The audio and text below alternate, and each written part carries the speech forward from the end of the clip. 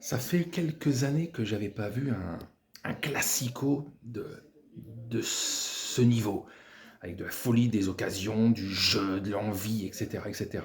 Vraiment, vraiment un putain de match, un kiff. La première mi-temps, le Real a fait jeu égal, voire même été légèrement au-dessus. On va dire que pendant un long moment, l'homme du match, ça a été les hors-jeux. Parce que niveau Real Madrid, s'ils n'ont pas été 7-8 fois hors-jeu, dont un ou deux buts refusés, etc., Mbappé qui a eu du mal, bah, l'alignement du Barça a été très efficace, il a été contré, son jeu devient prévisible.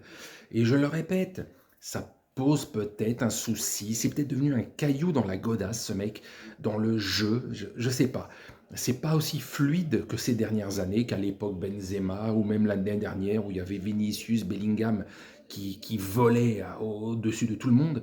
On sent que Bellingham, il n'a pas marqué encore cette saison. Donc tu sens qu'il y a un truc, c'est pas que la faute d'Mbappé, mais Mbappé est l'une des causes du fait que ça roule pas. Ça roule pas, il n'est pas à son positionnement, j'en sais rien. Il y a un truc qui va pas. Il y a un truc qui va pas pour que le Real joue pleinement. Pourtant, le Real, on va dire, a dominé cette première mi-temps et c'était un match super agréable. Mais en seconde mi-temps, à partir de la 50e minute et le premier but de Lewandowski, c'est fini. Quand vous avez des joueurs comme Lewandowski, comme Yamal, comme Olmo, comme Rafinha, comme Pedri et tant d'autres, qu'est-ce que tu veux faire, toi?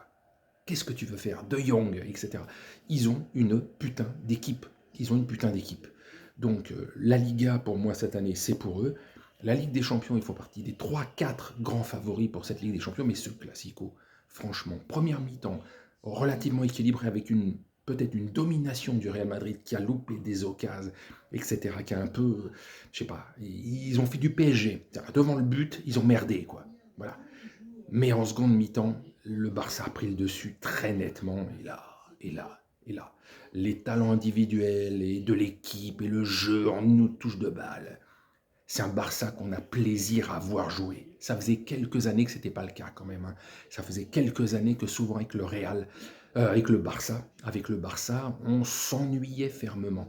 Mais là, cette saison, c'est un kiff. Bravo Barça qui a explosé le Real.